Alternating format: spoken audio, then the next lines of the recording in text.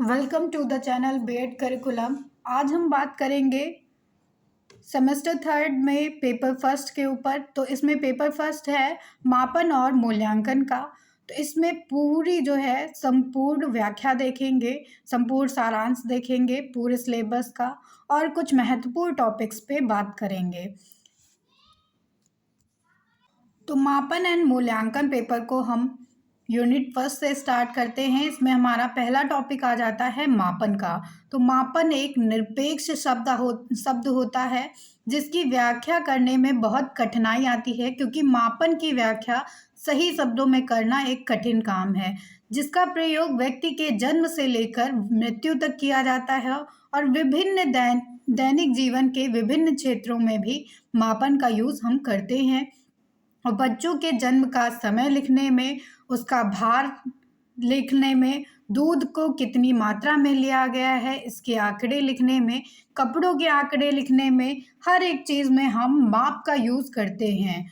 इसके लिए हमें मापन जानना ज़रूरी हो जाता है। तो मापन का एक उदाहरण समझ लेते हैं। जैसे कि सब्जी वाला है, वो सब्जी बेचता है। डॉक्टर जो है वो शरीर का तापमान नापता है। दूध वाला दूध को नापता है। इन सभी कार्यों के लिए कोई किलोग्राम का यूज़ करता है, कोई थर्मामीटर का यूज़ करता है, कोई लीटर का यूज़ करता है। तो ये सारे जो मानक होते हैं वो उनकी ज़रूरत पड़ती है किसी भी चीज़ को मापन करने के लिए। तो हर एक चीज़ के मापन के लिए हमें किसी न किसी मानक की ज़रूरत होती है। तो रॉस के अनुसार बताया गया है कि यदि मापने के सारे यंत्र और साधन विश्व से समाप्त कर दिए जाएं, तो आधुनिक सभ्यता बालू के दीवार की तरह दह जाएगी। तो रॉस के अनुसार कहा गया है कि अगर हम मापन के सारे यंत्र और सारे साधन को इस विश्व से समाप्त कर दे, तो आज की जो सभ्यता है वो बालू की दीवार की तरह दह हो जाएगी। अब मापन का अर्थ समझ लेते हैं। तो मापन का क्या अर्थ है? शिक्षा में मापन का अभिप्राय होता है छात्र में निहित क्षमताओं और उनकी उपलब्धियों की मात्रात्मक अभिव्यक्ति से किया जाता है। तो मापन का शब्द का अर्थ जब हम शिक्षा के क्षेत्र में लगाते हैं तो इसका अभिप्राय होता है कि छात्र में जो भी निहित क्षमताएं हैं, जो भी उनकी उपलब्धियां हैं, उनको मात्रात्मक ढंग से अभिव्यक्त किया जाए, जिससे कि किसी इकाई के रूप में उन्हें प्रस्तुत किया जा सके। जैसे कि एक उदाहरण हम ले सकते हैं कि अगर हमको गुणात्मक मापन की बात करनी है तो हम देखेंगे कि व्यक्ति का लिंग क्या है। अगर हम लिंग के भेद की बात कर रहे हैं तो व्यक्ति या तो पुरुष होगा या महिला होगा। तो उसमें जो है जब हम देखेंगे कि पुरुष है कि महिला है तो वो हमारा गुणात्मक मापन में आ जाता है। लेकिन अगर हम मात्रात्मक मापन की बात करते हैं तो मात्रात्मक मापन वह हो जाता है जहाँ पर हम किसी चीज़ की मात्रा देखें, उसका गुण ना देखकर यहाँ पे मात्रा देखी जाती है। जैसे कि उदाहरण हो सकता है इसके लिए कि राम की लंबाई 5 फीट 5 इंच है। तो ये एक उदाहरण हो जाएगा मात्रात्मक मापन का। इसमें टायलर के अनुसार एक डेफिनेशन दी गई है मापन के बारे में कि मापन किसी नियम के अनुभव। तो टायलर ने यह बताया है कि मापन किसी भी नियम के अनुसार आवंटन करने की एक प्रक्रिया होता है। फिर यहीं पर कैम्पबेल ने अपने शब्दों में बताया है। तो कैम्पबेल का कहना था कि नियमों के अनुसार वस्तुओं या घटनाओं के प्रतीकों में व्यक्त करना ही मापन होता है। तो अगर हम किसी नियम के अनुसार किसी वस्तु या घटना को प्रतीकों के रूप में व्यक्त करते हैं तो उसको मापन कहा जाता है। यह डेफिनेशन कैम्पबेल के अनुसार दी गई है। अब हम बात करेंगे कि मूल्यांकन के कार्य क्या होते हैं। तो मूल्यांकन के उद्देश्य क्या हैं, इसके बारे में बात कर लेते हैं। तो मूल्यांकन के कार्य और उद्देश्य समान होते हैं, इसलिए ये एक साथ दिए गए हैं। तो अनुदेशन की प्रभावशीलता का पता लगाना ही मापन का उद्देश्य होता है। शिक्षण के व्यू रचना का पता लगाना मापन का उद्देश्य है। छात्रों में सर्वांगीण विकास करने में सहायता पहुंचाता है मापन। और विकास के विकास में जो तत्व बाधक होते हैं उनकी पहचान करता है मापन के द्वारा, और अधिगम को सहज बनाकर शिक्षण प्रक्रिया को इसमें जो है सरल बनाया जाता है, और छात्रों के व्यक्तिगत आवश्यकताओं को इसमें उनके अनुरूप ही उन्हें शिक्षा की सुविधा उपलब्ध कराई जाती है, और व्यक्तिगत विभिन्नता का पालन किया जाता है मापन में। छात्रों में स्वास्थ्य प्रतियोगिता की भावना विकसित की जाती है, और छात्रों का इसमें वर्गीकरण किया जाता है। छात्रों को उनकी प्रगति के संबंध में जानकारी दी जाती है। तो ये सब उद्देश्य होते हैं मापन के। अब देखेंगे कि मापन की आवश्यकता क्या है और मापन का महत्व क्या है। तो मापन छात्रों को अध्ययन हेतु तथा शिक्षकों को उनके शिक्षण हेतु सहायता प्रदान करता है। तो छात्र के लिए अध्ययन में सहायक होता है मापन, और शिक्षकों के लिए शिक्षण के लिए आवश्यक होता है। मापन के आधार पर पाठ्यक्रम शिक्षण विधियों में सुधार किया जाता है, और मापन के द्वारा ही छात्रों की बुद्धि क्षमताओं एवं रुचियों की जांच की जाती है। मापन के द्वारा ही छात्रों की आत्म मूल्यांकन किया जाता है, उन्हें आत्म मूल्यांकन का अवसर मिलता है, और मापन की सहायता से ही छात्रों को उचित व्यावसायिक एवं शैक्षिक निर्देशन प्रदान किए जाते हैं। तो मापन के द्वारा ही छात्रों को व्यवसाय से संबंधित निर्देश दिए जाते हैं और शैक्षिक निर्देश दिए जाते हैं। अब मापन के प्रकार देख लेते हैं। तो मापन के 3 प्रकार होते हैं। पहला प्रकार है इसमें मानसिक मापन, दूसरा प्रकार है भौतिक मापन, और तीसरा प्रकार आ जाता है इप्सेटिव मापन, जिसको सर्वप्रथम प्रयोग किया था रेमंड बी कैटल ने। तो मानसिक मापन क्या होता है ये जान लेते हैं। मानसिक गुणों, आदतों, मनोवृत्तियों का मापन जब किया जाता है तो उनको जो है मानसिक मापन कहा जाता है, और इसमें कोई भी परम शून्य नहीं आ सकता है। तो किसी भी मानसिक मापन का जब हम परिणाम देखेंगे तो वो कभी भी शून्य नहीं होगा। और भौतिक मापन क्या होता है, तो सभी वस्तुओं का मापन किया जाता है भौतिक मापन में, और भौतिक रूप से उपस्थित होता है भौतिक मापन। जो वस्तुएं भौतिक रूप से उपस्थित हैं उन्हीं के लिए जो है भौतिक मापन का उपयोग किया जाता है। इसमें मापन की इकाई निश्चित होती है पहले से ही, और इसमें जो है परम शून्य पहले से ही इकाइयों में विद्यमान रहता है। जैसे कि हमें अगर किसी की लंबाई नापनी है, कहीं की दूरी नापनी है, किसी की ऊंचाई नापनी है, तो ये सब जो है शून्य से ही स्टार्ट होता है। या किसी भी स्थान का तापमान नापना है तो वो सब शून्य से ही स्टार्ट होगा, और इसमें धनात्मक एक शून्य से कम होता है और ऋणात्मक जो है मापन हो सकता है। तो धनात्मक और ऋणात्मक 2 तरह के भौतिक मापन हो सकते हैं। अब बात करेंगे इप्सेटिव मापन की। तो इप्सेटिव मापन जो होगा वो इप्सेटिव मापन में कुछ तरह की समस्याएं या प्रश्न दिए जाते हैं व्यक्तियों को, जो उनकी जो है वरीयता क्रम में प्रदान किए जाते हैं। जैसे कि 1 2 3 4 5 करके उन्हें वरीयता क्रम में समस्याएं या प्रश्न दी जाती हैं।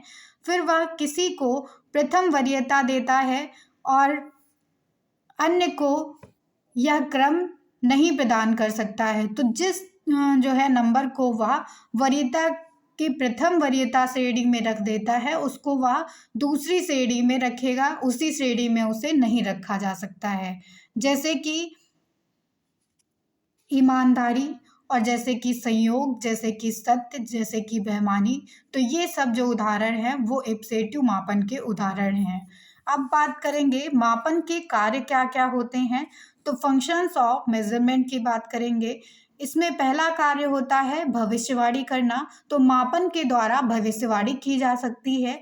अपने फ्यूचर के लिए हम बात कर सकते हैं इसमें, ये कोई भी डेटा देखकर हम फ्यूचर के लिए उसके बारे में एक अपनी सोच बना सकते हैं, फॉरकास्ट कर सकते हैं उसके बारे में। फिर दूसरा इसमें कार्य हो जाता है तुलना करना। तो मापन के द्वारा ही हम अलग अलग डेटा लेकर, अलग अलग प्रदत्त लेकर एक दूसरे को कंपेयर कर सकते हैं, 2 चीज़ों के बीच में हम कंपैरिजन कर सकते हैं। अब तीसरा कार्य आता है मापन का आविष्कार करना। तो मापन एक ऐसा साधन है जिसके द्वारा हम डेटा देखते हैं और उससे हम किसी चीज़ का आविष्कार कर सकते हैं। मापन के द्वारा ही हम किसी चीज़ की सलाह दे सकते हैं दूसरों को। अगर कोई चीज़ जैसे डाउन जा रहा है, उसका डेटा हमने देखा मापन के द्वारा कि कोई चीज़ डाउन जा रही है, तो उसमें हम लोगों को सलाह दे सकते हैं। इसमें निदान भी दिया जा सकता है मापन के द्वारा ही। अगर हम कोई चीज़ देख रहे हैं, उसमें कोई त्रुटि हमें लग रही है, तो उसके बारे में हम डायग्नोसिस करेंगे और उससे हम निदान दे सकते हैं। अब मापन की त्रुटियों के बारे में बात करेंगे। एरर्स ऑफ मेजरमेंट की बात कर लेते हैं। तो मापन की त्रुटियां क्या होता है ये जान लेते हैं। मापन की त्रुटियों से अर्थ होता है कि व्यक्ति के द्वारा जो परीक्षा के आधार पर वास्तविक अंक प्राप्त किए गए हैं और जो उसके अनुमानित अंक थे, उनके बीच में क्या अंतर है, इसको मापन की त्रुटियां कहा जाता है। तो एक बालक की बुद्धि लब्धि 150 है और बिना साइमन परीक्षण प्रशासित किया गया तो उसमें उसकी बुद्धि लब्धि 120 निकली। तो यहाँ पे कह सकते हैं हम कि परीक्षण में मापन की त्रुटि है, तो यह कम विश्वसनीय है, क्योंकि अगर हमने देखा कि बच्चे की बुद्धि लब्धि पहले 150 थी, लेकिन बिना साइमन परीक्षण में जब हमने देखा तो उसकी बुद्धि लब्धि 120 निकलती है, तो इसमें डिफरेंस आ गया। तो यहीं पर मापन की त्रुटियां आ गई। अब बात करेंगे मापन त्रुटियों के प्रकार के बारे में। तो मापन त्रुटियां जब निकलती हैं तो उसके कितने प्रकार होते हैं, इसमें 2 प्रकार हो सकते हैं।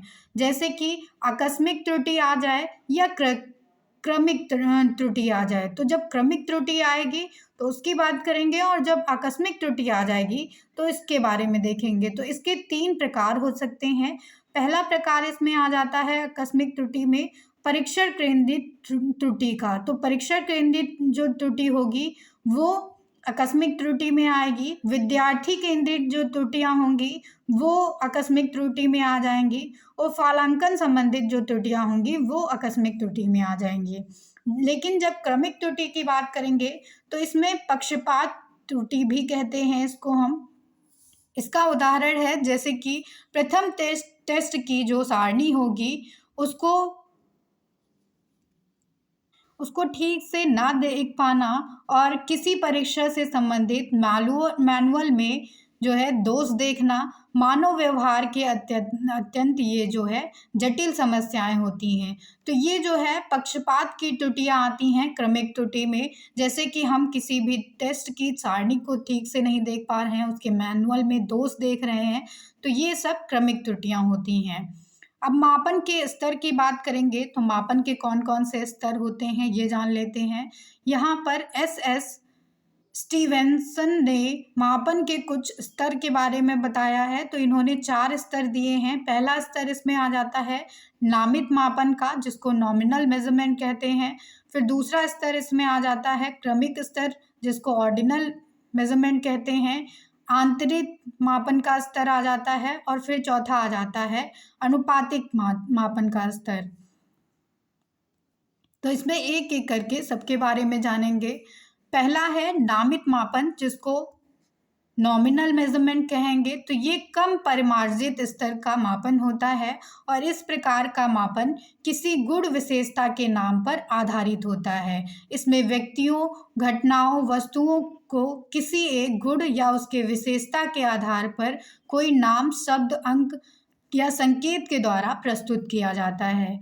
जैसे कि उदाहरण है कि निवास के आधार पर नागरिकों को गांव या शहर में बांटा जाए, या लिंग के आधार पर उन्हें स्त्री और पुरुष के बीच में बांटा जाए, और विषयों के आधार पर उन्हें कला या विज्ञान के क्षेत्र में बांटा जाए। अब हमारा दूसरा प्रकार आ जाता है इसमें क्रमिक मापन का। तो ये अधिक परिमार्जित होता है। यह मापन गुणों की मात्रा के आकार पर निर्भर करता है, उसके आकार पर ही आधारित होता है, जिसके कारण विभिन्न श्रेणियों या उपसमूहों में एक निश्चित क्रम होता है इसमें। तो इनके गुणों के आधार पर, गुणों की मात्रा के आकार के आधार पर ही इसमें श्रेणियों के आधार पर इन्हें विभाजित किया जाता है, और उपसमूहों के आधार पर इन्हें विभाजित करते हैं। इसमें जो है वर्गों में कोई नाम प्रतीक प्रदान किया जाता है, जैसे कि विद्यार्थियों को उनकी योग्यता के आधार पर श्रेष्ठ, औसत या कमजोर के स्थान पर प्रकट करना या प्रथम, द्वितीय और तृतीय श्रेणी के आधार पर प्रकट करना, इस तरह से इनमें वर्गों में विभाजित किया जाता है। अब तीसरा आ जाता है प्रकार अंतराल मापन का। तो अंतराल मापन जो है वो नामित व क्रमिक मापन के आधार पर ये परिमार्जित किया जाता है। तो इस प्रकार के मापन में व्यक्तियों को या वस्तुओं में विद्यमान गुणों की मात्रा के आधार पर इन्हें श्रेणीबद्ध किया जाता है और प्रत्येक को उप श्रेणी के समान अंतराल में रखा जाता है। जैसे कि विद्यार्थियों को उनकी भाषा संबंधी योग्यता के आधार पर अंक प्रदान किया जाए तो उसको जो है अंतराल मापन कहा जाता है। इसमें आप एक एग्जाम्पल के थ्रू देख सकते हैं कि ग्रेडिंग में श्रेणी हम रखते हैं ABCD, तो ये ABCD की पूरी श्रेणी हो जाएगी यहाँ पे ऐसे, और फिर उसमें हम समय अंतराल लिख देंगे जैसे कि 100 से 80 का, तो इसमें 20 का डिफरेंस आ गया। फिर 80 से 60 का, तो इसमें भी 20 का डिफरेंस। फिर 60 से 40 का, तो इसमें भी 20 का डिफरेंस। और फिर 40 से 20 का, इसमें भी 20 का डिफरेंस। और 20 से 10 का, तो इसमें भी 20 से 0 का हो जाएगा, इसमें भी 20 का डिफरेंस आ जाएगा। तो इस तरह से ग्रेडिंग श्रेणी के आधार पर विभाजित किया जाता है, ये अंतराल मापन कहलाता है। अब चौथा आ जाता है अनुपात मापन। अनुपात मापन जो होता है वो सबसे अधिक उपयोग में लाया जाता है। इसमें अनुपात मापन में प्राप्त परिणामों को अनुपातिक व्यवस्था में या तुलनात्मक मात्रा में व्यक्त किया जाता है। जैसे कि 60 किलो भार वाले व्यक्ति को 30 किलो भार वाले व्यक्ति से दोगुना कहा जाता है, क्योंकि इसमें हम अनुपात जब निकालेंगे तो 60 अनुपात 30 लिखेंगे तो वो जो है 30 वाले व्यक्ति से दोगुना हो जाएगा 60 वाला व्यक्ति, इसलिए उसको दोगुना कहा जाएगा। तो ये अनुपात मापन था। अब हम बात करेंगे, मापन हमारा यहीं से समाप्त होगा। अब मूल्यांकन स्टार्ट करेंगे। तो मूल्यांकन क्या है ये समझ लेते हैं। शिक्षण क्रिया द्वारा व्यक्ति के 3 पक्षों अर्थात ज्ञानात्मक पक्ष, भावनात्मक पक्ष और क्रियात्मक पक्ष का विकास किया जाता है।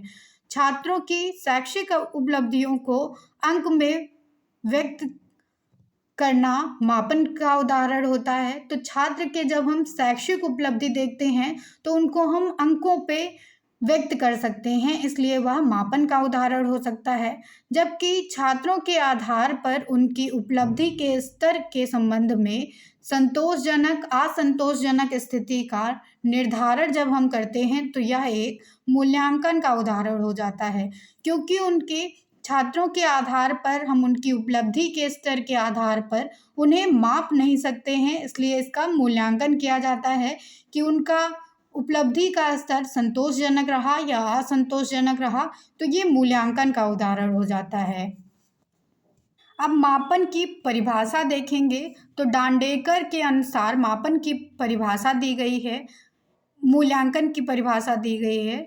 मूल्यांकन हमें यह बताता है कि बालक ने किस सीमा तक किन उद्देश्यों को प्राप्त कर लिया है।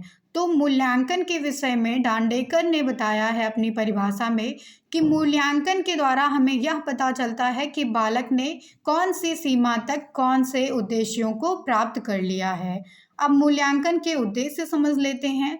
तो मूल्यांकन का उद्देश्य होता है कि अधिगम की प्रेरणा देना। तो मूल्यांकन के द्वारा अधिगम में प्रेरणा दी जाती है, ज्ञान की जांच की जाती है और उसके विकास की जानकारी दी जाती है, और शिक्षण सहायक सामग्री की जो है उपयोगिता बताई जाती है, उसकी जानकारी दी जाती है मूल्यांकन के द्वारा। मूल्यांकन के द्वारा ही व्यक्तिगत विभिन्नता की जानकारी मिलती है और इसमें निदान देखा जाता है, उसके लिए जो है उपचारात्मक व्यवहार दिया जाता है। फिर पाठ्यक्रम में सुधार किया जाता है मूल्यांकन के द्वारा ही, अगर कहीं कमी होती है तो उसमें सुधार करते हैं, और प्रमाण पत्र प्रदान किए जाते हैं मूल्यांकन के द्वारा, इसका उद्देश्य होता है। और मूल्यांकन का उद्देश्य रहता है मानकों का निर्धारण करना, निर्देश देना, और मूल्यांकन का उद्देश्य है कि शिक्षण की प्रभावशीलता को ज्ञात करना। अब रेमर्स और गिब्स के अनुसार एक डेफिनेशन दी गई है मूल्यांकन के बारे में, तो इन्होंने बताया है कि मूल्यांकन के अंदर व्यक्ति और समाज दोनों की दृष्टि से जो उत्तम हो, जो वांछनीय होता है, उसको मानकर चला जाता है। तो रेमर्स और गेज ने बताया है कि मूल्यांकन के अंदर व्यक्ति और समाज में दोनों ही दृष्टियों को लेकर चलते हैं, जो उत्तम होता है और जो वांछनीय होता है उसी को लेकर आगे चला जाता है। अब मूल्यांकन के कुछ मूलभूत सिद्धांत होते हैं, उनको देखेंगे। तो मूल्यांकन का मूलभूत सिद्धांत है कि मूल्यांकन का उद्देश्य स्पष्ट रूप से बताया जाना चाहिए, और इसका उद्देश्य होता है, इसका सिद्धांत है कि मूल्यांकन के लिए विभिन्न प्रकार के तकनीकों का उपयोग किया जाना चाहिए। तो मूल्यांकन का सिद्धांत होता है कि मूल्यांकन करने के लिए अनेक प्रकार की तकनीकों का उपयोग किया जाना चाहिए, और मूल्यांकनकर्ता को मूल्यांकन तकनीकों की सीमाओं की जानकारी होनी चाहिए। मूल्यांकन तकनीक विशेषताओं तथा प्रदर्शन के मापने के लिए उपयुक्त की जाती है, तथा मूल्यांकन समाप्ति का साधन माना जाता है, किंतु अपने आप भी समाप्ति इसकी नहीं हो सकती है। तो मूल्यांकन की जो है वो एक तरह से समाप्ति का साधन होता है। अब मूल्यांकन प्रक्रिया देख लेते हैं। तो इवैल्यूएशन प्रोसेस कैसे होता है, इसमें डॉक्टर ब्लूम भारत आए तो उन्होंने देखा कि मूल्यांकन प्रक्रिया को एक त्रिध्रुवीय प्रक्रिया के रूप में उन्होंने प्रस्तुत किया, जिसमें 3 तरह के ध्रुव बताए गए, जिसमें पहला था शिक्षा का उद्देश्य, और दूसरा था सीखने के अनुभव, तीसरा था व्यवहार परिवर्तन।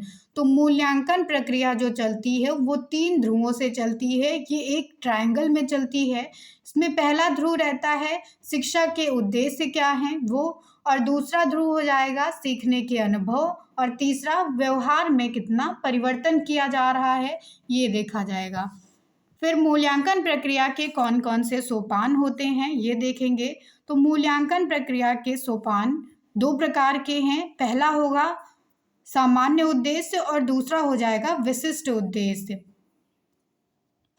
अब देखेंगे कि मूल्यांकन की शिक्षण में क्या आवश्यकता होती है, क्या इसका महत्व है। तो उद्देश्यों की प्राप्ति के लिए मूल्यांकन सहायक होता है, विशिष्ट उद्देश्यों की प्राप्ति के लिए मूल्यांकन की आवश्यकता होती है, और मूल्यांकन पुनर्बलन के रूप में भी आवश्यक होता है, पुनर्बलन के रूप में यह कार्य करता है, और विद्यार्थियों के वर्गीकरण के लिए सहायक रहता है मूल्यांकन, क्योंकि जब हम मूल्यांकन कर लेते हैं तो हम वर्गीकृत कर सकते हैं विद्यार्थियों को, और मूल्यांकन के आधार पर पाठ्यक्रम को निर्धारित किया जाता है। मूल्यांकन के द्वारा ही विद्यार्थियों की रुचि का, उनकी कुशलताओं का, उनकी योग्यताओं का और उनके व्यवहार की जांच की जा सकती है। अब देखेंगे कि मूल्यांकन की त्रुटियां क्या होती हैं। तो इसमें स्कोरिंग त्रुटि आ सकती है, नवीनता की त्रुटि आ सकती है, समानता की त्रुटि आ सकती है, विपरीत त्रुटि आ सकती है, अपर्याप्त सुनना त्रुटि हो सकती है, नकारात्मक दृष्टिकोण इसकी त्रुटि हो सकती है, केंद्रीय प्रवृत्ति इसकी त्रुटि हो सकती है, और प्रथम धारणा इसकी त्रुटि हो सकती है। तो ये सब मूल्यांकन की त्रुटियां हैं। अब हम देखेंगे यूनिट 2 के बारे में। तो यूनिट 2 में हमारा टॉपिक आ जाता है अक्षय मापन उपकरण की क्या क्या विशेषताएं होती हैं। तो उसमें विश्वसनीयता होनी चाहिए। तो इसके बारे में देख लेते हैं कि अच्छे मापन उपकरण की क्या क्या विशेषताएं हैं। तो यदि एक परीक्षण उपकरण को एक ही समूह में दोबारा उपयोग किया जाए और उसके अंकों में कोई अंतर ना हो, तो वह परीक्षण उपकरण की विश्वसनीयता होती है। तो अगर हम एक ही परीक्षण उपकरण को एक से ज़्यादा बार उपयोग करते हैं, उसका प्रयोग किया जाता है और उसके परिणामों में किसी भी तरह का हम अंतर नहीं देखते हैं, तो इसका मतलब होता है कि परीक्षण उपकरण जो है उसमें विश्वसनीयता है, उसमें रिलायबिलिटी है। जैसे कि कपड़ा खरीदते समय हम विशेष मिलकर उसकी मुहर देखते हैं, तो हम किसी न किसी ब्रांड की उस पे मुहर देखते हैं ताकि वो हमारे लिए विश्वसनीय हो जाए। जैसे कि उदाहरण हम समझ सकते हैं कि यदि किसी छात्र की उपलब्धि परीक्षण में उसकी पहली बार जो उपलब्धि आई वो 100 में से 80 नंबर की आती है, और 15 दिन बाद जब उसी परीक्षण को किया गया तो 55 आती है, और जब 1 माह के बाद किया गया तो उसमें जो उपलब्धि आती है वो 35 आ जाती है। तो पहली बार वो फर्स्ट आ जाएगा, दूसरी बार वो सेकंड आ जाएगा और तीसरी बार में वो थर्ड आ जाएगा। तो इस तरह की परीक्षा का पर हम विश्वास नहीं कर सकते हैं, इसकी विश्वसनीयता नहीं हो सकती है। गैरेट के अनुसार इसकी डेफिनेशन दी गई। गैरेट ने बताया कि विश्वसनीयता का संबंध परीक्षण प्राप्तांकों की स्थिरता से माना जाता है। अब परीक्षण विश्वसनीयता ज्ञात करने के लिए कुछ विधियां होती हैं, तो उनको समझेंगे। जैसे कि सापेक्षिक विधि होती है और निरपेक्षित विधि होती है। तो सापेक्षित विधि क्या है? तो सापेक्षित विधि में जो विधियां आती हैं उनमें पुनः परीक्षण आ जाता है, समांतर परीक्षण आ जाता है, उप समांतर परीक्षण आ जाता है और उप तर्कयुक्त समानता आ जाता है। जबकि निरपेक्ष विधि जो होती है वो मापन की मानक त्रुटियों पर बेस्ड होती है। अब हम देखेंगे कि विश्वसनीयता को प्रभावित करने वाले कौन कौन से कारक हैं। तो आयु प्रसार क्या है स्टूडेंट का, वो जो है विश्वसनीयता को प्रभावित करेगा। फालांकन का प्रसार क्या है, समूह प्रसार क्या है, परीक्षण की लंबाई क्या है, उसका अनुमान लगाना क्या है, और परीक्षण के मध्य समयांता कितनी है ये प्रभावित करेगा। और परीक्षण की कठिनाइता स्तर क्या है, इसका कठिनता स्तर क्या है, ये प्रभावित करेंगे विश्वसनीयता स्तर को। फिर इसमें अब आ जाता है व्यवहारिकता कितनी है। तो परीक्षण पूर्ण करने में लगने वाला अनुमानित समय और उसकी लंबाई, प्रश्नों की संख्या, स्कोर आदि के व्यवहार पर निर्भर करता है। और व्यवहारिकता से अभिप्राय होता है कि अंकन आर्थिक या स्कोरिंग प्रशासन या व्याख्या से सरल हो। वस्तुनिष्ठता का क्या मतलब है कि जान लेते हैं। तो इसके विशिष्ट विशेषता होती है कि उसका फलांकन कोई भी करे, लेकिन कभी भी करे और कहीं भी करे उसके सदैव परिणाम सेम ही रहते हैं, एक जैसे ही रहते हैं। वैधता की बात करेंगे तो वैधता का मतलब होगा यदि कोई परीक्षण उसी गुण का मापन करता है जिसके लिए उसे बनाया गया है, या उस परीक्षण वैधक, तो अगर कोई ऐसा परीक्षण है जिसके लिए उसे बनाया गया है, उसी गुण का वो मापन कर रहा है, तो उसको वैधता क्या कहा जाएगा। अब परीक्षण वैधता के प्रकार देख लेंगे। तो परीक्षण वैधता के 2 प्रकार होंगे, आंतरिक कसौटी पर आधारित वैधता और बाह्य कसौटी पर आधारित वैधता। आंतरिक कसौटी पर आधारित वैधता, इसमें सक्रिय वैधता आ जाती है, रूप वैधता आ जाती है, तार्किक वैधता आ जाती है और कारक वैधता आ जाती है। जबकि बाह्य कसौटी पर आधारित वैधता में पूर्व कथन वैधता आती है, समवर्ती वैधता आ जाती है और निर्मित वैधता आ जाती है। अब देखेंगे मूल्यांकन की क्या प्रविधियां आती हैं। तो टेक्निक्स ऑफ इवैल्यूएशन की बात करेंगे। इसमें कुछ प्रमुख टेक्निक्स बताई गई हैं और इसमें जो है मूल्यांकन के द्वारा ही बालकों के व्यवहार में आए परिवर्तन को जाना जा सकता है। और ये परिवर्तन बालक के सर्वांगीण व्यक्तित्व में आते हैं, मतलब उनका होल डेवलपमेंट होता है जिसमें उनका पढ़ना लिखना सोचना समझना सम्मिलित रहता है। और इसकी मूल्यांकन की विधियों में कई प्रविधियां आ जाती हैं, जैसे कि लिखित प्रविधि जिसको रिटन टेक्निक कहा जाता है, मौखिक प्रविधि जिसको ओरल टेक्निक कहा जाता है, प्रयोगात्मक प्रविधि आ जाती है और ग्रेडिंग सिस्टम आ जाता है। तो लिखित प्रविधि देखेंगे, रिटन टेक्निक, इसमें वर्तमान समय में लिखित परीक्षाओं के माध्यम से मूल्यांकन का प्रचलन है। ये जो है अधिक मात्रा में प्रचलित है विधि। और प्रशिक्षण के लिए प्रश्नों का निर्माण किया जाता है और इनके निर्माण के दौरान छात्रों की रुचि और उनके पाठ्यक्रम को अध्ययन किया जाता है इसमें। और प्रश्नों के द्वारा ही छात्र के विभिन्न पक्षों का परीक्षण किया जाता है इसमें। लिखित परीक्षण विधि में निबंधात्मक प्रश्न आते हैं, लघु उत्तरीय प्रश्न आते हैं और वस्तुनिष्ठ प्रश्न आते हैं। निबंधात्मक प्रश्नों की विशेषता होती है कि ये व्यवहारिक होते हैं, ज्ञान की इसमें विस्तृत परख ली जाती है और इसमें जो है मानसिक शक्तियों का विकास किया जाता है, लेखन शक्ति का विकास किया जाता है, निर्माण में सरलता आती है, अभिव्यक्ति में स्वतंत्रता रहती है और विस्तृत पाठ्यचर्या पर ये आधारित होते हैं और इसमें धन की बचत होती है तथा समय की भी बचत होती है। फिर निबंधात्मक प्रश्नों की क्या गुण होते हैं ये देख लेते हैं। तो इसके गुण हैं कि प्रश्न पत्र निर्माण में सरलता रहती है, विशिष्ट मानसिक योग्यताओं की इसमें जांच की जाती है, भाषा नियंत्रण होता है, भावों का संगठन किया जाता है और मौलिकता का इसमें परीक्षण होता है। अब दोष देख लेते हैं कि निबंधात्मक प्रश्नों के क्या दोष होते हैं। तो इसमें रटने पर बल दिया जाता है, पुस्तक के ज्ञान पर जो है बल दिया जाता है, उद्देश्यों की अस्पष्टता रहती है, इसमें समय और धन को अपव्यय किया जाता है, उचित मूल्यांकन ठीक ढंग से हो पाता है नहीं हो पाता है इसमें, और विश्वसनीय परीक्षाएं नहीं हो पाती हैं, अनैतिकता को प्रोत्साहन दिया जाता है और ये परीक्षाएं वैध नहीं मानी जाती हैं। वस्तुनिष्ठ प्रश्न क्या होते हैं ये देखेंगे।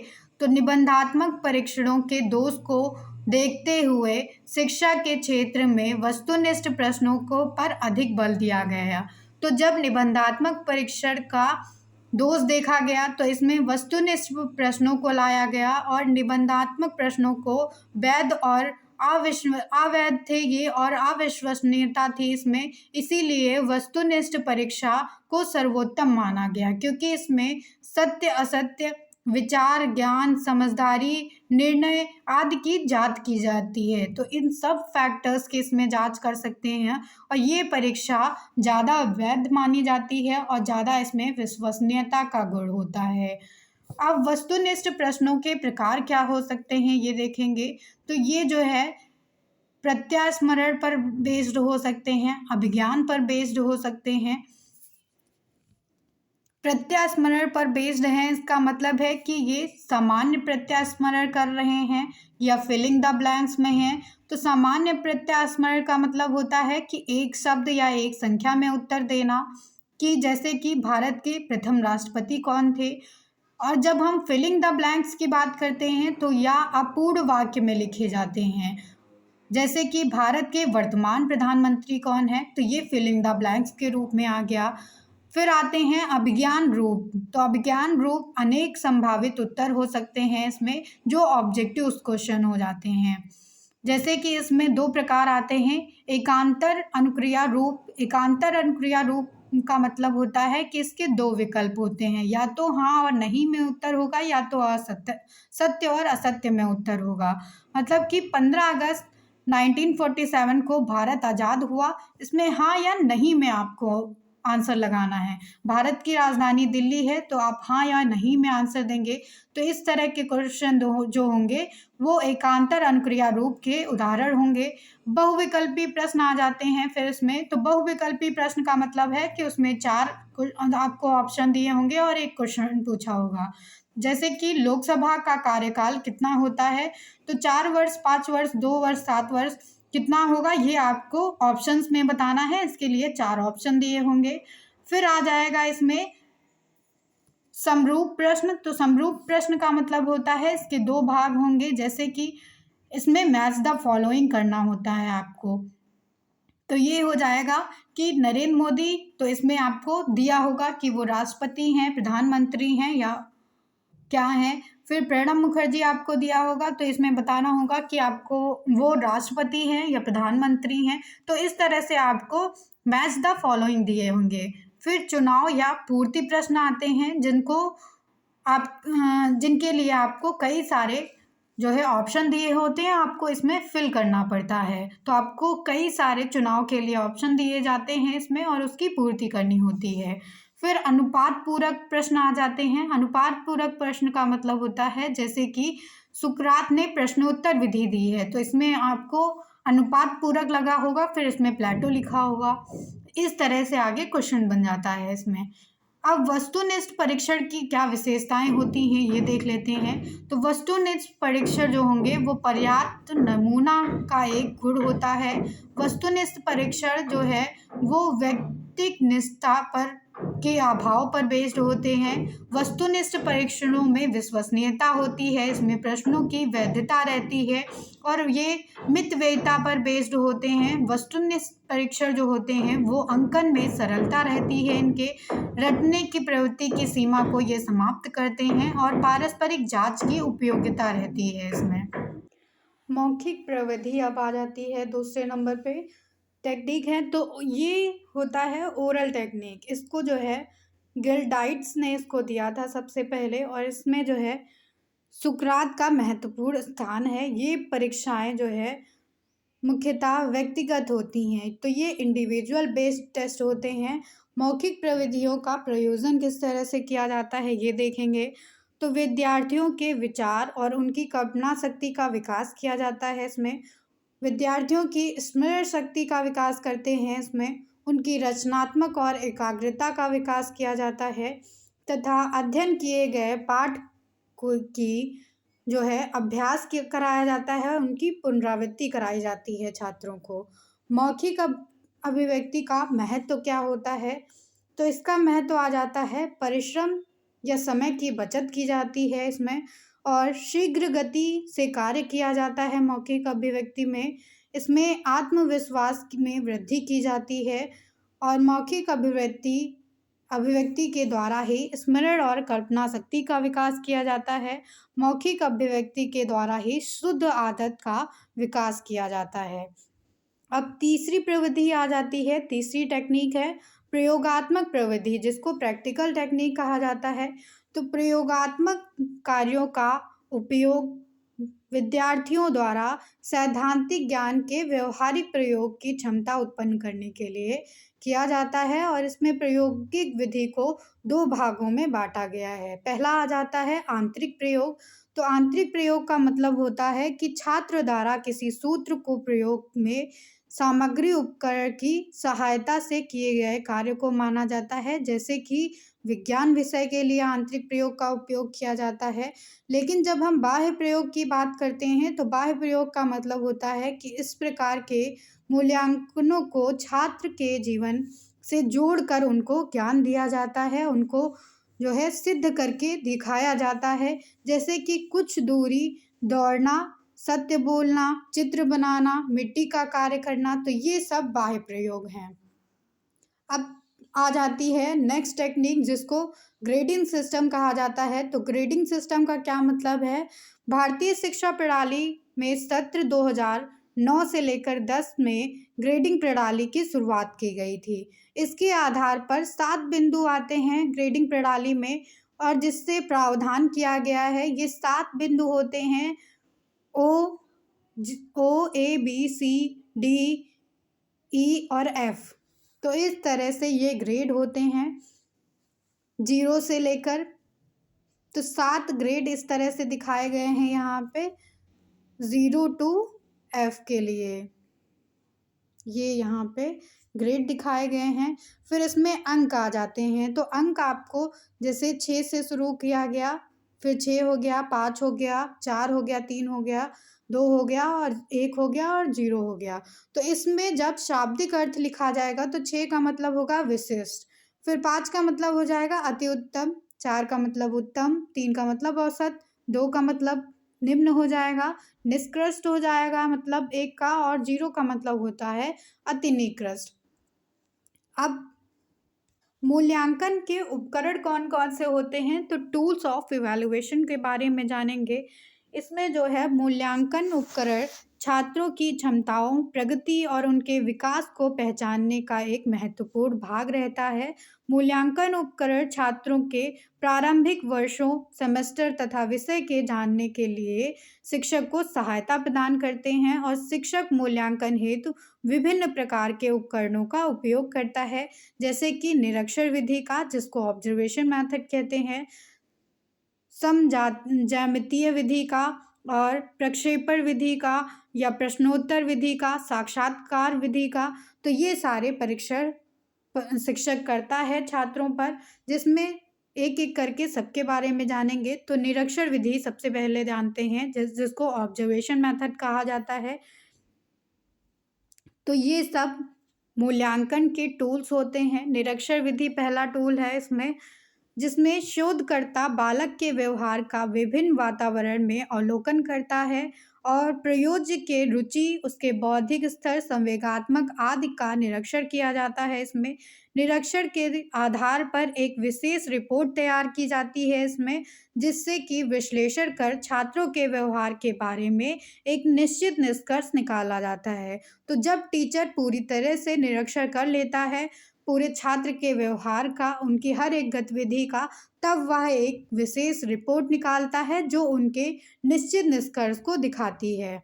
चार्ल्स गिडे ने इसकी जो है परिभाषा दी है। उन्होंने बताया है कि निरीक्षण विधि उस मार्ग को दर्शाती है जिस पर चलकर सत्य की खोज की जाती है। तो निरीक्षण विधि वह विधि होती है जिस पर चलकर सत्य की खोज कर सकते हैं। निरीक्षण के प्रकार क्या क्या होते हैं? तो निरीक्षण के 2 प्रकार होते हैं। पहला है प्रकार इसमें नियंत्रित निरीक्षण और दूसरा होता है स्वाभाविक निरीक्षण।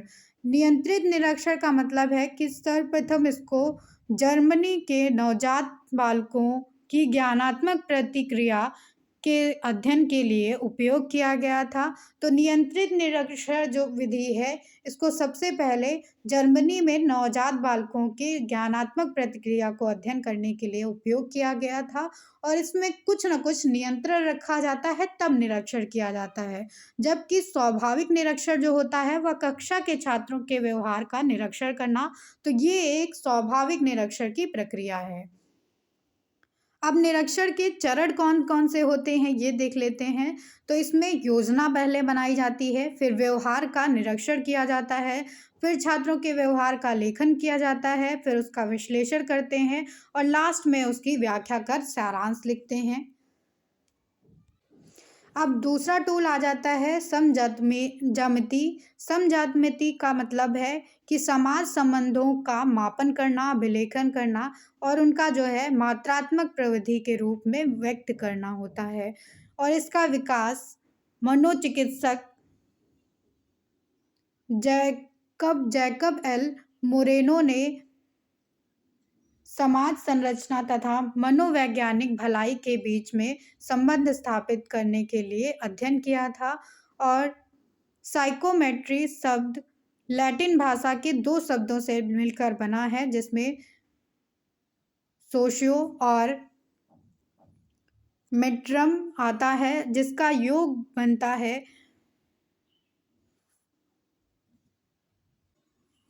इसमें सोशियो का मतलब होता है साथी और मेट्रम का मतलब होता है माप। तो इस प्रकार से सोशियोमेट्रम का अर्थ हो जाता है साथियों की मापन करना।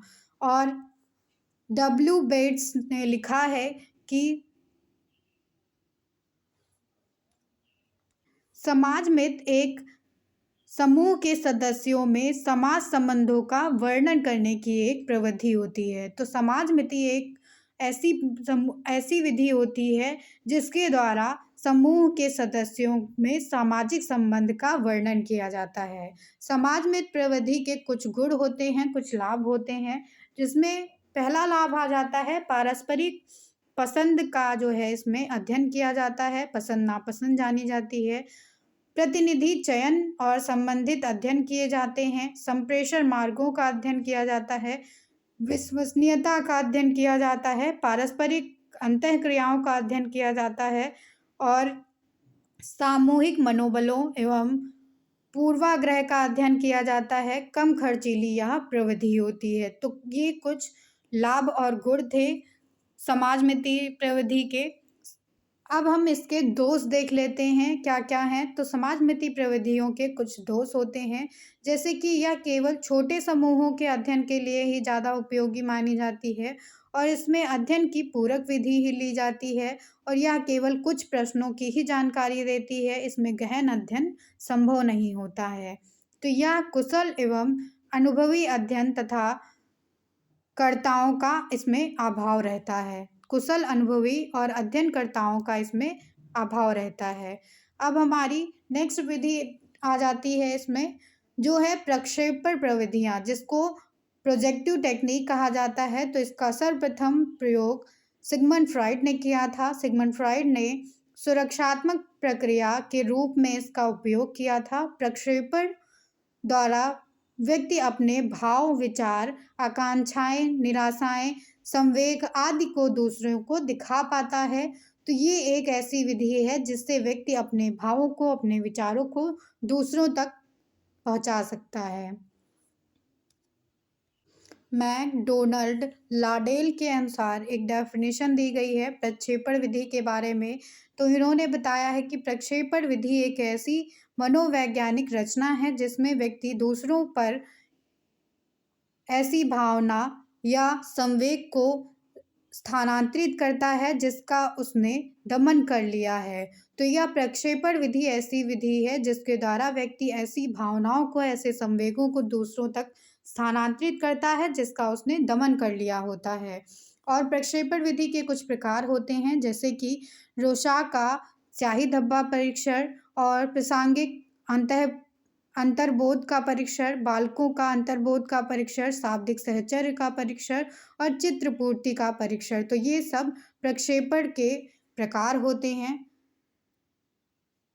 अब बात करेंगे प्रश्नावली की। तो मापन की यह भी एक प्रविधि होती है जिसमें गुडे और घट ने बताया है कि सामान्यतः प्रश्नावली किसी रूप में दिए गए प्रश्नों के उत्तर प्राप्त करने का एक साधन होती है जिसे उत्तरदाता स्वयं भरता है। तो प्रश्नावली एक तरह से क्वेश्चनेयर टेक्निक है और इसमें जो है जो उत्तरदाता होता है वह स्वयं ही जो है उत्तर को भरता है। प्रश्नावली के प्रकार देखते हैं। तो प्रश्नावली के प्रकार इस तरह से हैं। अप्रतिबंधित प्रश्नावली आ जाती है जिसको खुली प्रश्नावली कहा जाता है। फिर प्रतिबंधित प्रश्नावली आती है। प्रतिबंधित का मतलब है इसमें कुछ रिस्ट्रिक्शन रहती है। और फिर चित्रात्मक प्रश्नावली आती है और इसमें प्रश्न जो है चित्र के रूप में हल किए जाते हैं। जैसे कि इंटेलिजेंस टेस्ट जो था वो चित्रात्मक प्रश्नावली का एक उदाहरण है। अब आ जाते हैं प्रश्नावली विधि की कुछ सीमाएं हैं, उनको जान लेते हैं। तो केवल उच्च स्तर के शिक्षित व्यक्तियों के लिए ही इसका अध्ययन किया जा सकता है।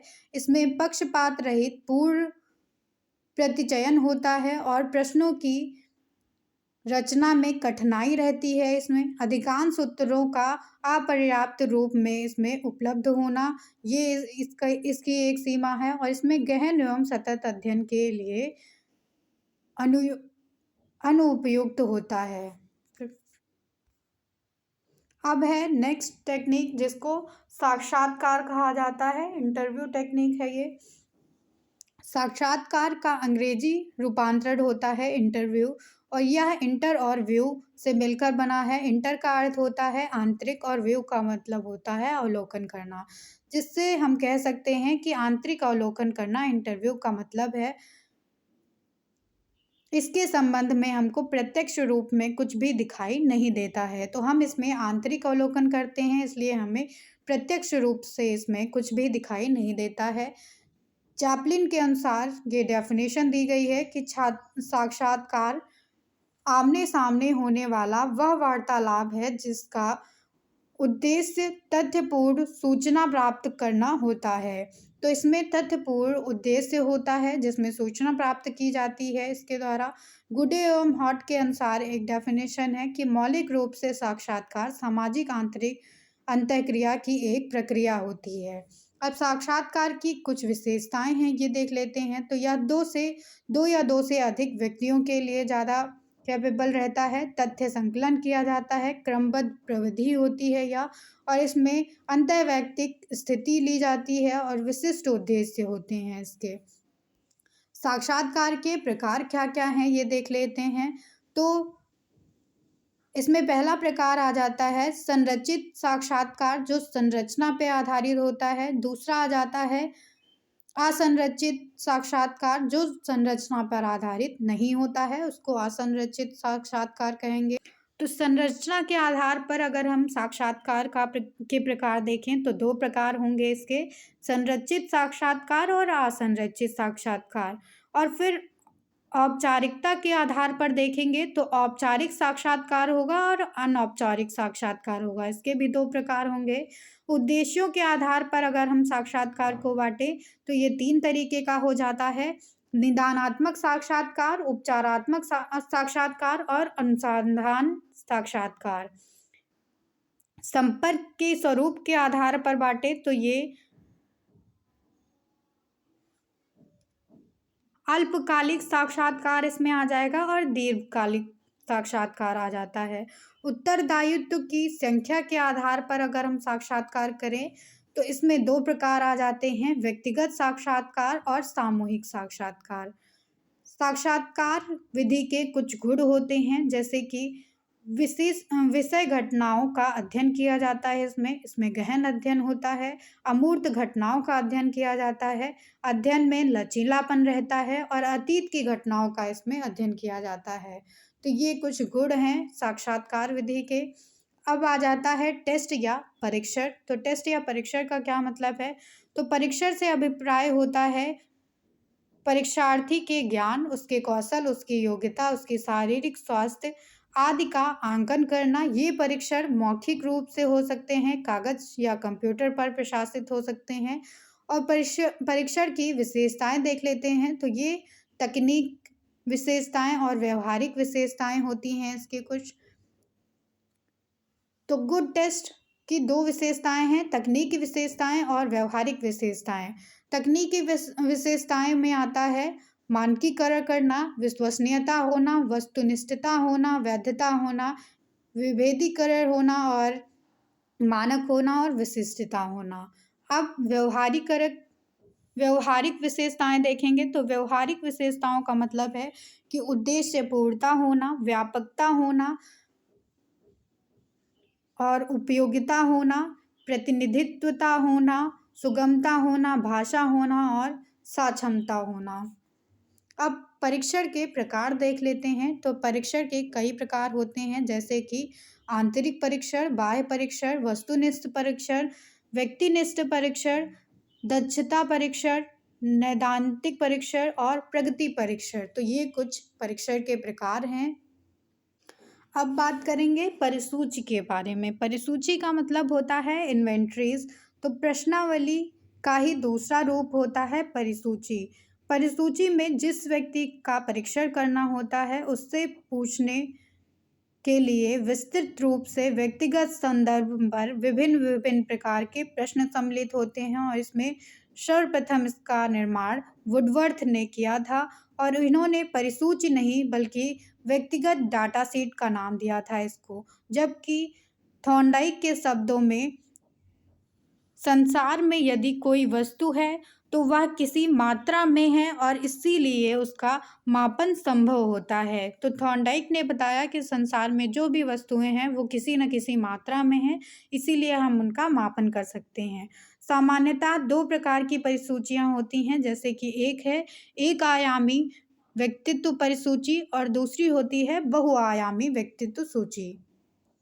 जांच सूची को चेकलिस्ट कहते हैं। यह एक सामान्य साधारण उपकरण होता है और इसका उपयोग तथ्यों को इकट्ठा करके तब उनकी जांच की जाती है और इसके लिए जांच सूची का उपयोग किया जाता है। यह विभिन्न मदों की एक सूची होती है जिसको आकलनकर्ता अथवा अनुसंधानकर्ता अपने अनुसंधान के उपयुक्त मदों की जांच करने के लिए उपयोग करता है। अब बात करेंगे निर्धारण मापनी के बारे में। तो ये रेटिंग स्केल होता है, इसको कहते हैं। रेटिंग स्केल जो है वो आंकड़ों के संकलन की एक विधि होती है जिसके द्वारा विचारों तथा अभिव्यक्तियों का एक क्रमबद्ध रूप से मापन किया जाता है और इसमें मापनी का उपयोग शिक्षक, अभिभावक या प्रशंसकों द्वारा किया जाता है। यह भौतिक घटकों का मापन करती है, जैसे कि इंचों का, ग्रामों का, मिनटों का। इसी तरह से मानवीकृत इकाइयों में इसका उपयोग किया जाता है। बेस्ट के अनुसार इसकी एक डेफिनेशन दी गई है कि रेटिंग स्केल किसी वस्तु के सीमित पक्षों का या व्यक्तियों के गुणों का गुणात्मक विवरण प्रस्तुत करती है। तो ये रेटिंग स्केल के बारे में बेस्ट ने एक डेफिनेशन दी है। अब बात करेंगे निष्पादन के बारे में।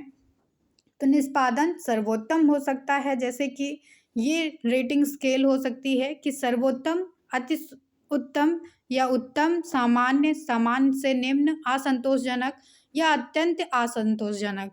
तो ये इस तरह से रेटिंग स्केल दे दी जा सकती है। इसमें व्यक्ति अपने अनुभव के आधार पर मार्क कर देगा, तो वही हो जाएगा कि रेटिंग स्केल का वो आंसर है। अब निर्धारण मापने के क्या-क्या प्रकार होते हैं ये देख लेते हैं। तो इसमें आंकिक निर्धारण मापन आता है जिसमें अंक के आधार पर होगा, जैसे कि 5, 4, 3, 2, 1। और ग्राफिक निर्धारण मापन आ जाता है कि अति उत्तम या न्यूनतम, तो ये ग्राफ के बेसिस पे हो जाएगा। फिर आ जाएगा मानक निर्धारण मापनी, जिसमें व्यक्ति मापनी आ जाता है या तुलना मापनी आ जाता है। फिर चौथे नंबर पे आता है संचित बिंदु मापनी। इसमें जो है चिन्हों के आधार पर या फिर बूझो कौन प्रविधि के आधार पर जो है मापनी की जाती है। फिर आ जाता है बलात् चयन की मापनी। अब बात करेंगे फॉर्मेटिव और समेटिव इवैल्यूएशन के बारे में, जिसको संरचनात्मक और योगात्मक मूल्यांकन कहा जाता है। तो इसमें मिचेल स्क्रीवेन के अनुसार सन 1967 में मूल्यांकन की भूमिका पर परिचर्चा करते हुए इसके 2 भाग बताए गए, जिसमें पहला भाग था संरचना मूल्यांकन, जिसको फॉर्मेटिव इवैल्यूएशन कहा गया, और दूसरा भाग था योगात्मक मूल्यांकन, जिसको समेटिव इवैल्यूएशन कहा गया। तो संरचनात्मक मूल्यांकन फॉर्मेटिव इवैल्यूएशन का क्या मतलब है ये देखेंगे। इसमें ब्लूम ने अपनी पुस्तक लर्निंग फॉर मास्टरी में कहा है कि यह शिक्षण अधिगम प्रक्रिया में छात्रों के सुधार के लिए एक उपकरण के रूप में उपयुक्त किया जाता है। तो इसका उपयोग संरचनात्मक मूल्यांकन का उपयोग किया जाता है, जिसको ब्लूम ने अपनी पुस्तक में बताया है लर्निंग फॉर मास्टरी में, कि इसका उपयोग शिक्षण अधिगम प्रक्रिया में छात्रों में सुधार करने के लिए एक उपकरण के रूप में इसे हम प्रयोग करते हैं, जैसे कि प्रश्न पूछना, परीक्षा लेना, लेखन आदि के कार्य कराना। तो इस तरह से अधिगम के लिए मूल्यांकन का उपयोग किया जाता है, संरचनात्मक मूल्यांकन का। अब देखेंगे इसकी विधियां कौन कौन सी हैं। तो संरचनात्मक मूल्यांकन के लिए कई विधि होती हैं, जैसे कि प्रश्नावली विधि, सर्वे किया जाता है, स्व और सहकर्मी जो है निरीक्षण किया जाता है इसमें, और निरीक्षण कर सकते हैं, या परीक्षा टेस्टिंग आ जाता है। तो इस तरह की विधियां अपनाई जाती हैं संरचनात्मक मूल्यांकन में। अब इसकी कुछ विशेषताएं होती हैं। तो यह नैदानिक एवं सुधारात्मक प्रविधि होती है, और यह प्रभावी प्रतिक्रिया प्रावधान रहता है इसमें, और यह छात्रों के स्वयं सीखने में उनकी सक्रिय भागीदारिता को निश्चित करती है। संरचनात्मक मूल्यांकन के कुछ उद्देश्य होते हैं, जैसे कि अध्यापकों को इसके द्वारा फीडबैक मिलता है और विद्यार्थियों को इसके द्वारा उच्च स्तर की शिक्षा दी जाती है। विद्यार्थियों को ज्ञानात्मक स्तर में सुधार करने का एक तरीका दिया जाता है इसके द्वारा। आत्म ज्ञान के लिए उन्हें प्रेरित किया जाता है इसके द्वारा, और अध्यापक को सूचनाएं प्रदान की जाती हैं ताकि वो शिक्षण में सुधार कर सकें। संरचनात्मक मूल्यांकन के प्रयोग हेतु कौन कौन से क्षेत्र होते हैं। तो इसमें गणित के शिक्षा के लिए इसका उपयोग किया जाता है, विदेशी भाषा के क्षेत्र में इसका उपयोग कर सकते हैं, प्रारंभिक शिक्षा में इसका उपयोग कर सकते हैं, विज्ञान की कक्षा में इसका उपयोग किया जाता है, क्रियात्मक कार्य के क्षेत्र में कर सकते हैं इसका उपयोग, कंप्यूटर द्वारा दी जाने वाली शिक्षा के रूप में इसका उपयोग कर सकते हैं। संरचनात्मक मूल्यांकन के कुछ लाभ होते हैं, जिनमें अध्यापकों के लिए कुछ लाभ आ जाते हैं और कुछ लाभ होते हैं विद्यार्थियों के लिए। तो इसमें विद्यार्थी और अधिक सीखने के लिए इसमें अभिप्रेरित रहता है, और अभ्यर्थी इसमें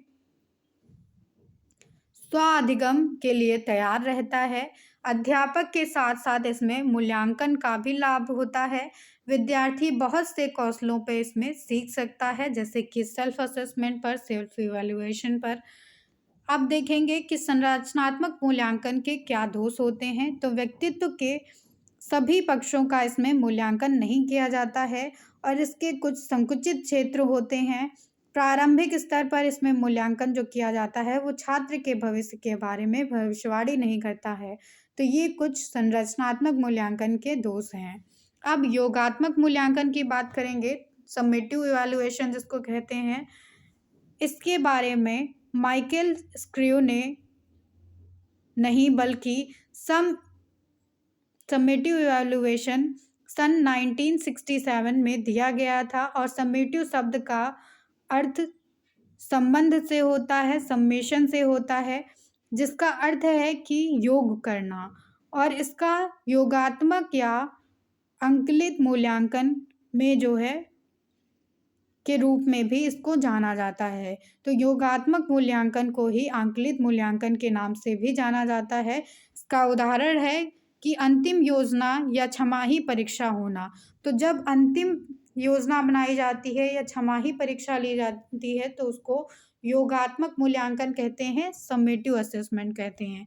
तो फॉर्मेटिव इवैल्यूएशन का मतलब होता है कि बीच बीच में आपको जांचा जाएगा, लेकिन जब समेटिव इवैल्यूएशन किया जाता है तो वो लास्ट में ही किया जाता है।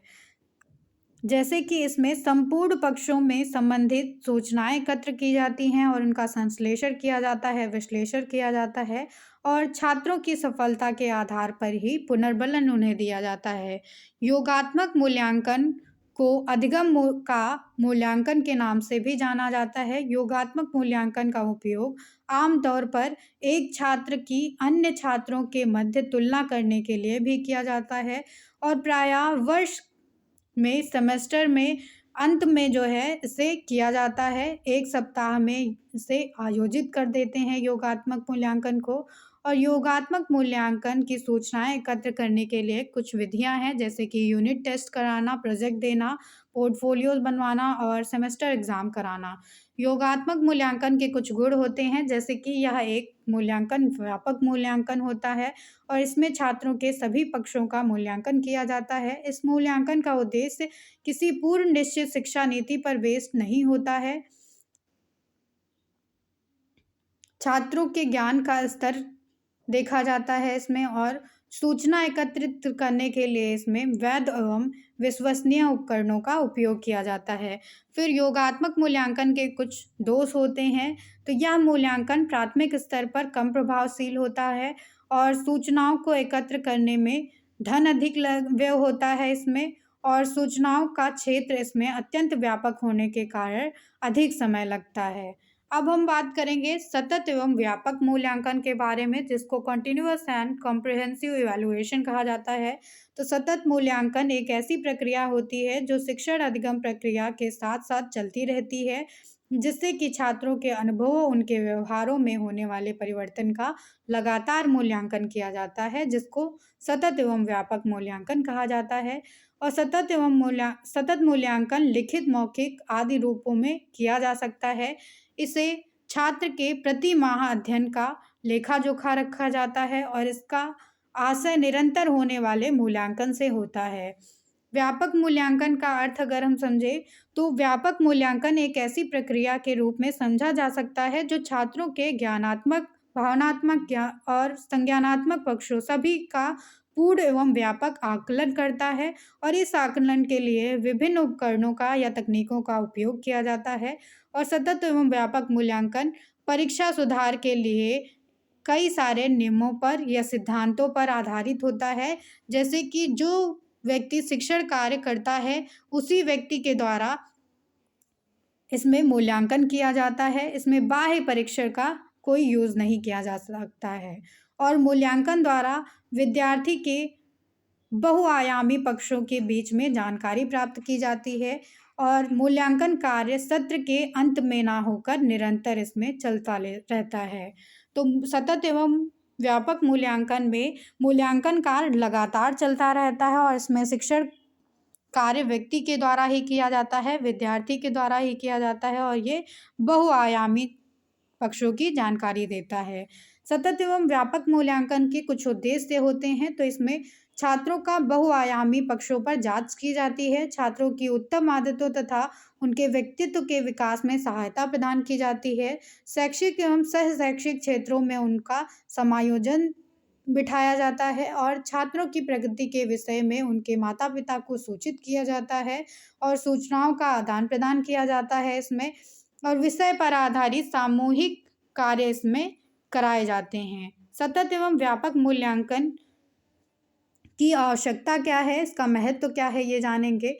तो इसमें छात्रों के शैक्षिक और गैर शैक्षिक पहलुओं पर ध्यान दिया जाता है। यदि छात्र किसी विषय में कमज़ोर है तो उसमें उपचारात्मक शिक्षण भी प्रदान किया जाता है। तो इसकी आवश्यकता क्या होती है? छात्रों को नियमित और संबद्ध रखने के लिए सतत एवं व्यापक मूल्यांकन की आवश्यकता होती है और छात्रों के गृह कार्य के मूल्यांकन के लिए सतत एवं व्यापक मूल्यांकन की आवश्यकता रहती है। सतत एवं व्यापक मूल्यांकन की आवश्यकता होती है अनुशासन की समस्या में कमी करने के लिए और छात्रों की कठिनाइयों का निदान करने के लिए सतत एवं व्यापक मूल्यांकन की आवश्यकता होती है। छात्रों को तनाव मुक्त करने के लिए भी सतत एवं व्यापक मूल्यांकन की आवश्यकता पड़ती है। आंतरिक एवं बाह्य मूल्यांकन क्या होता है, जिसको इंटरनल एंड एक्सटर्नल इवैल्यूएशन कहा जाता है। तो आंतरिक एवं बाह्य मूल्यांकन छात्रों के शैक्षिक प्रगति का एक मुख्य तत्व होता है, जिसके अंतर्गत छात्रों के अधिगम शैलियों, उनके रुचियों, शैक्षिक उद्देश्यों की प्राप्ति, छात्र का प्रदर्शन और उनके स्कोर, खेल-कूद में उनकी रुचि, इस चीज़ का मूल्यांकन किया जाता है। तो उनका हर एक क्षेत्र में मूल्यांकन किया जाता है। आंतरिक मूल्यांकन इंटरनल इवैल्यूएशन क्या होता है? तो आंतरिक मूल्यांकन परियोजना टीम के द्वारा किया जाता है। यह एक छात्रों के विभिन्न प्रकार के आचरण करने की प्रक्रिया होती है और आंतरिक मूल्यांकन में छात्रों को कक्ष में आ रही समस्याओं को और छात्रों की अधिगम में रुचि को, पाठ्यचर्या में समस्याओं को और अधिगम सामग्री में, अध्ययन सामग्री में आदि का अवलोकन किया जाता है और इसके लिए जो है समस्या के समाधान के लिए कुछ सुझाव भी दिए जाते हैं। तो इसमें जो भी समस्या आती है आंतरिक रूप से, जैसे कि कक्ष में आ रही समस्याएं, छात्रों के अधिगम की रुचि में आ रही समस्याएं, पाठ्यचर्या में समस्याएं, अध्ययन सामग्री में समस्याएं, तो ये सारी समस्याओं को इसमें देखा जाता है और उनसे रिलेटेड उन्हें उपचारात्मक शिक्षण दिया जाता है। तो आंतरिक मूल्यांकन का साइकिल क्या होता है, ये देख लेते हैं। तो इसमें मूल्यांकन का केंद्र बिंदु देखा जाता है, फिर उसके लिए निर्देश जो उद्देश्य निर्धारित किए जाते हैं, संकेतों का पता लगाया जाता है और न्यूनतम स्तर पर इसमें निर्धारण किया जाता है। फिर अनुभवजन्य उपकरण का निर्माण किया जाता है, आंकड़ों का एकत्रीकरण किया जाता है, फिर आंकड़ों का विश्लेषण करते हैं, आंकड़ों के बारे में पृष्ठपोषण प्रदान किया जाता है और फिर परिणाम प्राप्त कर उन पर नए सिरे से कार्य किया जाता है। तो जो अब परिणाम मिलेंगे उन पर नए सिरे से काम करेंगे। आंतरिक मूल्यांकन के लाभ क्या-क्या हैं? तो आंतरिक मूल्यांकन में लागत कम आती है। आंतरिक मूल्यांकन से छात्र की वास्तविक स्थिति का पता लगाया जा सकता है। आंतरिक मूल्यांकन से छात्र का अनुभव सहायक होता है और आंतरिक मूल्यांकन में तथ्यों को एकत्र करना संभव हो पाता है और ये सरल रहता है। अब मानक संदर्भित तथा आदर्श संदर्भित मूल्यांकन क्या होता है, ये देखेंगे। तो क्राइटेरियन रेफरेंस्ड और नॉन क्राइटेरियन रेफरेंस इवैल्यूएशन क्या होता है, ये देखेंगे। इसमें मानदंड संदर्भित मूल्यांकन देखें तो यह किसी भी मानकीकृत परीक्षण में प्रक्रिया, फलांकन, अवलोकन और मूल्यांकन इत्यादि में पूर्व से निर्धारित कर दिए जाते हैं और इसमें प्रायः छात्रों की विशिष्ट ज्ञान तथा उनके विशिष्ट कौशल की प्राप्ति का मूल्यांकन करने के लिए मानदंड संदर्भित परीक्षण का उपयोग किया जाता है। मानदंड संदर्भित मूल्यांकन में बहुविकल्पी प्रश्न, सत्य-असत्य और लघु उत्तरीय प्रश्न या निबंधात्मक प्रश्न को सम्मिलित किया जाता है। मानदंड संदर्भित मूल्यांकन, इसका उपयोग क्या होता है? तो यह पता करने के लिए जो है उपयोग किए जाते हैं कि छात्रों ने निर्धारित मानदंड को कहाँ तक प्राप्त कर लिया है। विभिन्न देशों के छात्रों के मध्य में इसमें तुलना का अध्ययन किया जाता है। विकलांग छात्रों के लक्ष्यों तथा उद्देश्यों को एक सीमा तक इसमें प्राप्त किया जाता है। लर्निंग गैप्स का पता लगाया जाता है और इसमें सुनिश्चित किया जाता है कि कोई प्रमाण पत्र पाने योग्य है या नहीं। आदर्श संदर्भित मूल्यांकन जो होता है यह एक मानकीकृत परीक्षण होता है जो परीक्षण देने वालों की एक दूसरे से तुलना करने के लिए और उन्हें रैंक प्रदान करने के लिए उपयोग किया जाता है। इसमें समान आयु समूह तथा ग्रेड स्तर, कक्षा, विषय इत्यादि के विशेष अध्ययन इसमें किया जाता है। इसके लिए जो गणना की जाती है उसे मानक प्रक्रिया कहा जाता है और जिस समूह के मध्य में तुलना की जाती है उसको आदर्श समूह कहा जाता है। इस प्रकार के प्रारूपों में ओपन एंडेड, लघु उत्तरीय, गणितीय प्रश्न और रिक्त स्थान की पूर्ति, ये सारे क्वेश्चन सम्मिलित होते हैं इसमें। और इसमें जो है IQ जो होता है, बुद्धि लब्धि जो होती है, वो इस तरह से निर्धारित की जाती है। इसके अतिरिक्त इसमें जो है सेट, सीटेट, टेट, नेट इत्यादि को सम्मिलित किया जाता है। तो ये जो है आदर्श संदर्भित मूल्यांकन के कुछ उदाहरण हैं। आंतरिक मूल्यांकन की सीमाएं देख लेते हैं। तो आंतरिक मूल्यांकन की कुछ सीमाएं हैं, जैसे कि शिक्षकों को ठीक से ज्ञान ना होना, आंतरिक मूल्यांकन में विश्वसनीयता या विषयनिष्ठता का होना और आंतरिक ज्ञान में पक्षपात की संभावना अधिक होना और आंतरिक मूल्यांकन में मानदंडों को में लोचशीलता होना। बाह्य मूल्यांकन क्या है? तो बाह्य मूल्यांकन एक बाहरी सलाहकार या विशेषज्ञों द्वारा किया जाता है। कई बार इस तरह के मूल्यांकन में संपूर्ण सदस्य बाहर के ही होते हैं या कुछ सदस्य बाहर के और कुछ संस्थान के भी हो सकते हैं, जिससे कि छात्रों के बारे में जानकारी प्राप्त करने के लिए सदस्यों को किसी भी तरीके की कठिनाई ना आए। तो बाह्य मूल्यांकन का चक्र किस तरह से होता है ये देखेंगे। तो इसमें प्रारंभिक बातचीत पहले की जाती है, फिर स्कूल पोर्टफोलियो से जानकारी ली जाती है और फिर दस्तावेजों का विश्लेषण किया जाता है, भ्रमण की योजना बनाई जाती है, आंकड़ों का संग्रह किया जाता है, आंकड़ों की व्याख्या की जाती है, फिर जो परिणाम आते हैं उनका प्रस्तुतिकरण करके रिपोर्ट तैयार की जाती है। तो ये बाह्य मूल्यांकन का पूरा चक्र है। अब देखेंगे कि बाह्य मूल्यांकन के क्या लाभ होते हैं। तो बाह्य मूल्यांकन वस्तुनिष्ठ होता है, बाह्य मूल्यांकन विश्वसनीयता होती है, इसमें बाह्य मूल्यांकन पक्षपात रहित रहता है, बाह्य मूल्यांकन से छात्र के वास्तविक स्थिति का पता चलता है। बाह्य मूल्यांकन की कुछ सीमाएं होती हैं, इसमें अधिक लागत लगती है और इसमें आंकड़ों को एकत्रित करना कठिन रहता है और इसमें लोचशीलता का अभाव रहता है। तो ये कुछ सीमाएं हैं बाह्य मूल्यांकन की। अब देखेंगे CGPA के बारे में। CGPA का मतलब होता है संचयी ग्रेड बिंदु औसत। संचयी ग्रेड बिंदु औसत क्या है ये जान लेते हैं।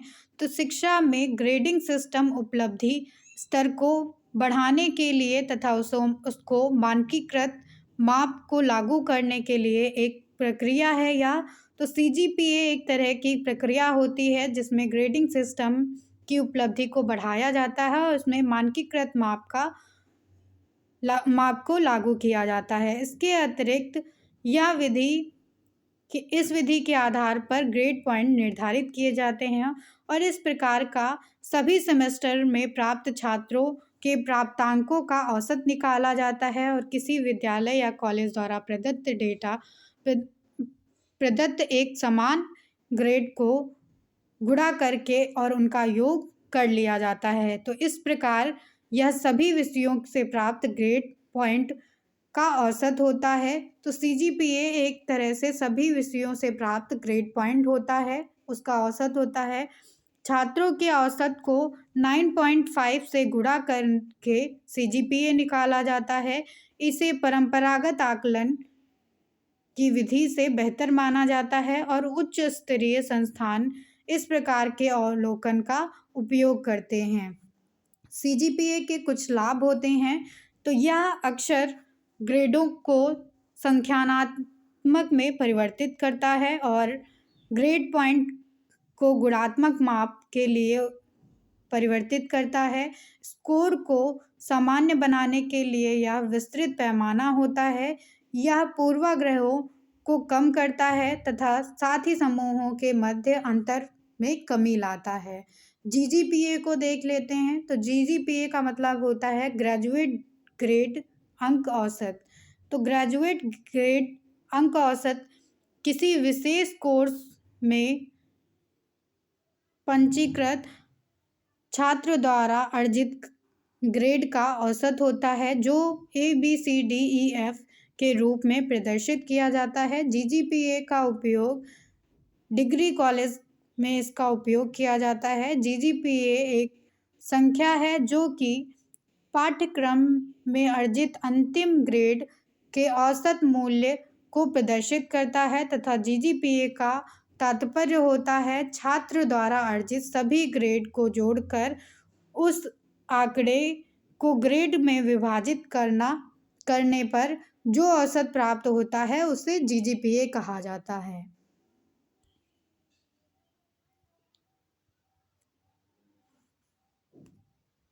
अब ये NPC के बारे में दिया गया है। तो NPC एक तरह से सैद्धांतिक आदर्श और गणितीय वक्र होता है और इसमें सामान्य प्रायः सक्रियता तथा घटता हुआ वक्र दिखाया जाता है। फिर NPC में सममित होता है। तो NPC में अंतर दिखाया जाता है और इसमें लास्ट में मीन मीडियन मोड के आधार पर वक्र दिया जाता है। तो ये NPC के बारे में दिया गया है। ये टॉपिक हमारा यहीं पे समाप्त होता है। Thank you everyone.